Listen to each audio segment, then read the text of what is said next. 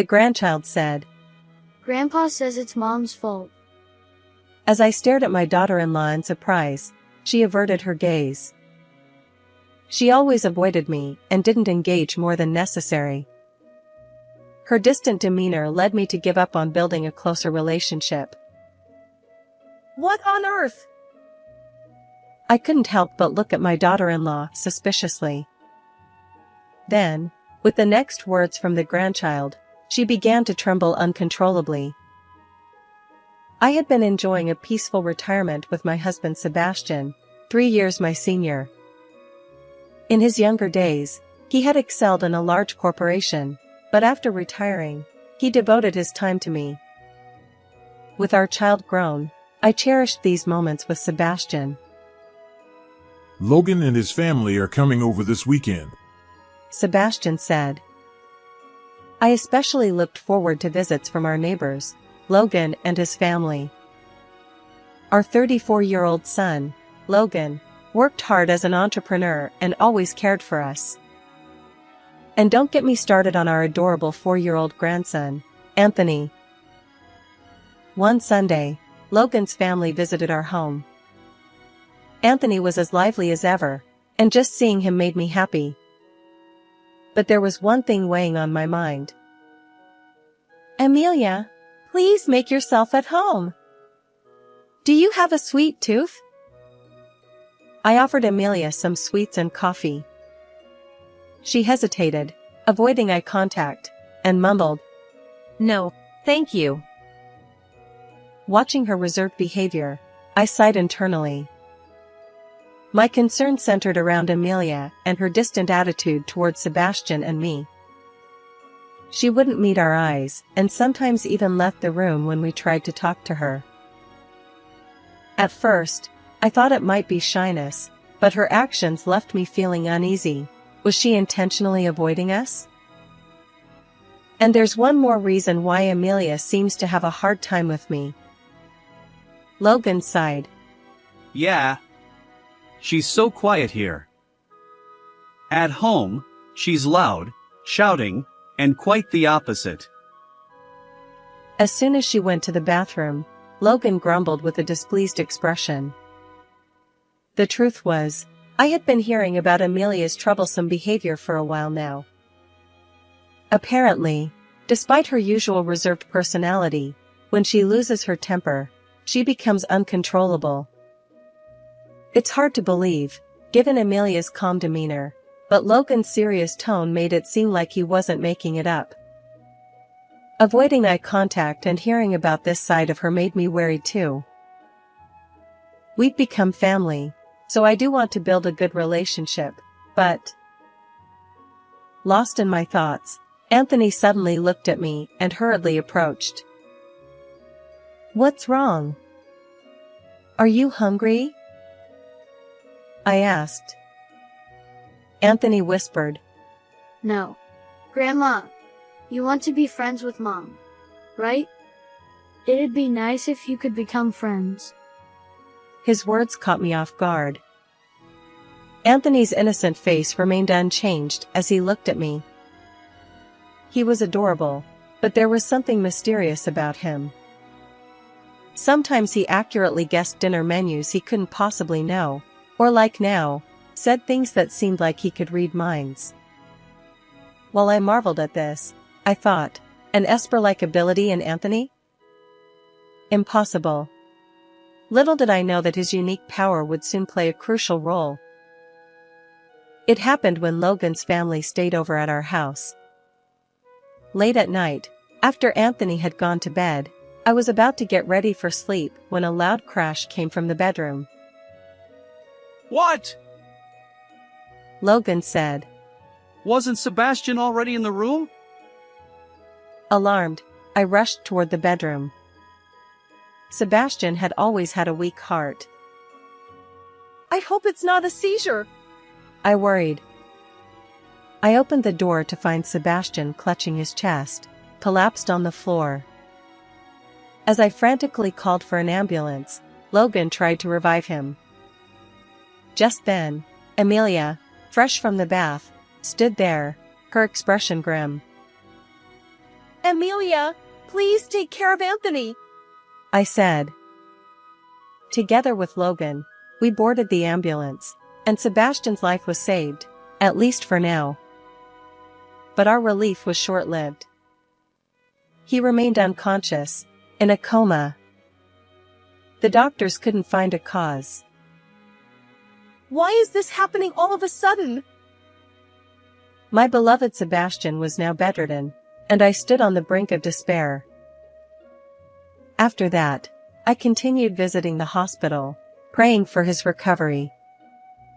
During this time, Logan's visits provided me with much-needed support. Logan would gaze at Sebastian with sad eyes, hoping for his awakening. His presence reminded me that I wasn't the only one suffering in this situation. However, there was something that still bothered me. "Hey, isn't Amelia coming today?"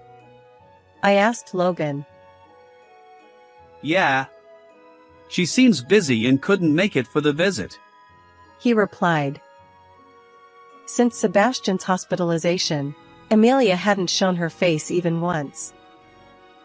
It saddened me that she kept her distance, despite being family. I resigned myself to not thinking too much about Amelia. However, a month after Sebastian fell into a coma, Amelia suddenly appeared with Anthony. "Amelia, thank you for coming," I said. She hesitated in her greetings, glancing around nervously. Her reluctance to move from the door made me realize that our distance hadn't diminished. And then, unexpectedly, our grandson Anthony leaned in close to Sebastian's face and said, Grandpa says it's Mom's fault. I was taken aback. "What do you mean?" I stammered. Anthony didn't answer my question directly. Instead, he tugged at Amelia's sleeve and looked up at her. Mom, you took the pen to Grandpa, right? It worked, and that's why he's like this.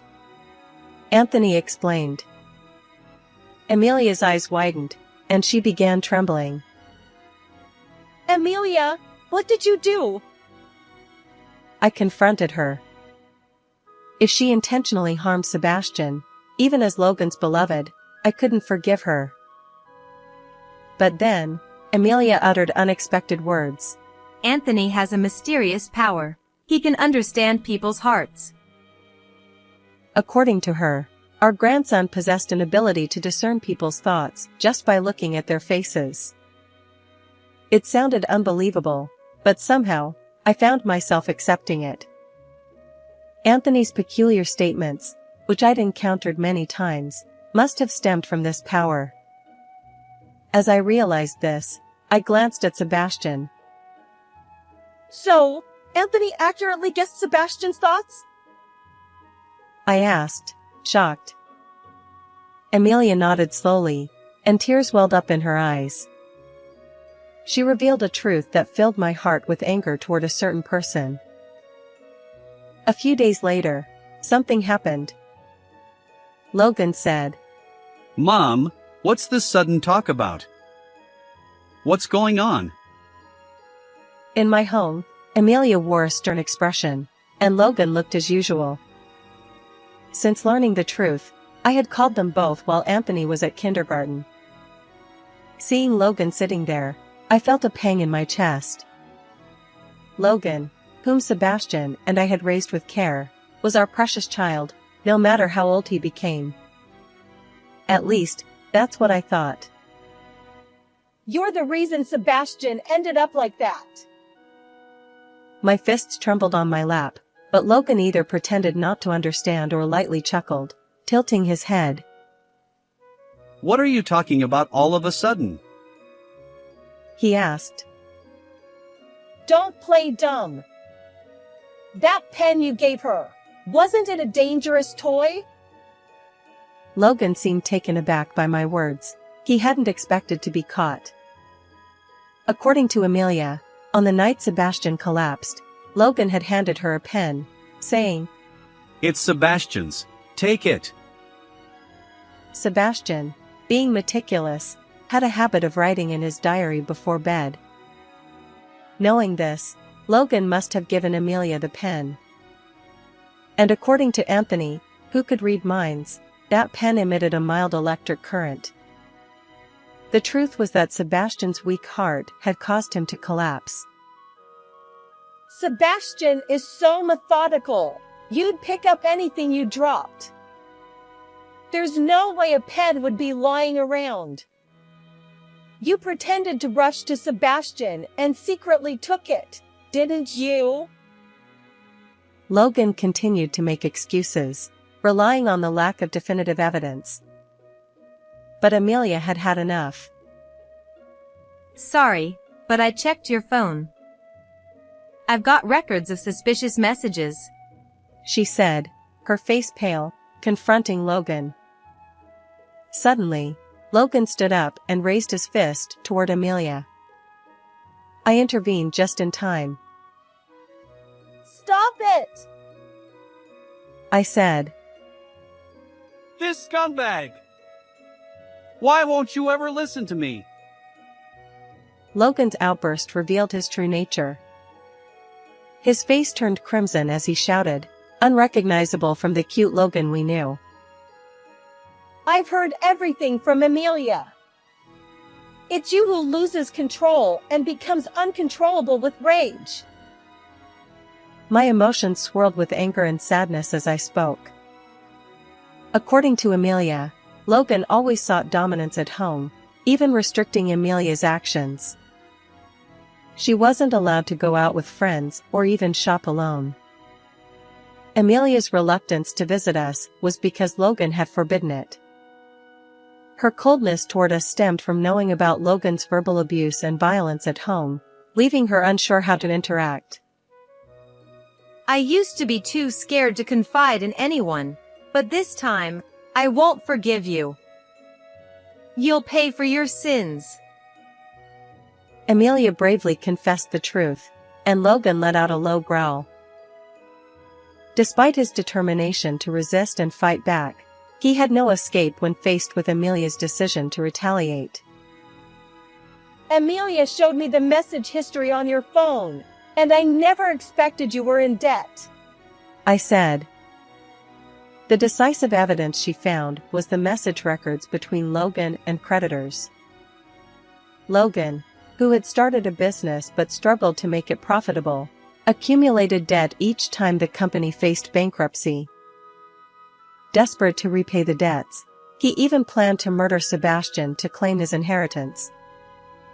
Numerous messages on Logan's phone revealed statements like, "My father will soon pass away, and I'll repay then, or I'll pay using the inheritance."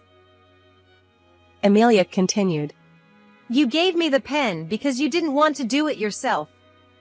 And your daily visits to your father were just to keep an eye on him, weren't they? She added, By the way, I've submitted the saved message history to the police.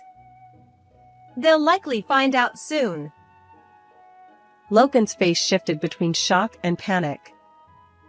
He had intended to take only the inheritance without facing any consequences. But reality wasn't so forgiving. While I cherished Logan, I held Sebastian and Amelia in equal regard. I couldn't forgive Logan for involving Amelia in his crime and plotting against his father. As Logan panicked, he suddenly tried to escape toward the entrance. But Amelia and I wouldn't allow it. We restrained him together, our combined strength overpowering him. I won't let you get away, I declared. Logan's face turned pale as he struggled. I don't want to go to the police, he protested. With a heavy sigh, I said, Stop acting like a child. You need to reflect on your actions. Realizing his fate, Logan slumped. I made the call to the police. Ultimately, further investigation confirmed Logan's guilt. Due to the severity of the case, he spent time in prison. Amelia filed for divorce, and I severed our family ties. Logan's company, now without him, went bankrupt. Meanwhile, a miracle occurred. Sebastian woke up. Though he continued outpatient treatment, he showed no lasting effects and gradually recovered. Amelia and I maintained contact, occasionally going out with Sebastian and Anthony. Our days became joyful. I prayed this wonderful days would continue. How did you like this story? Don't forget to subscribe to our channel. Until next time.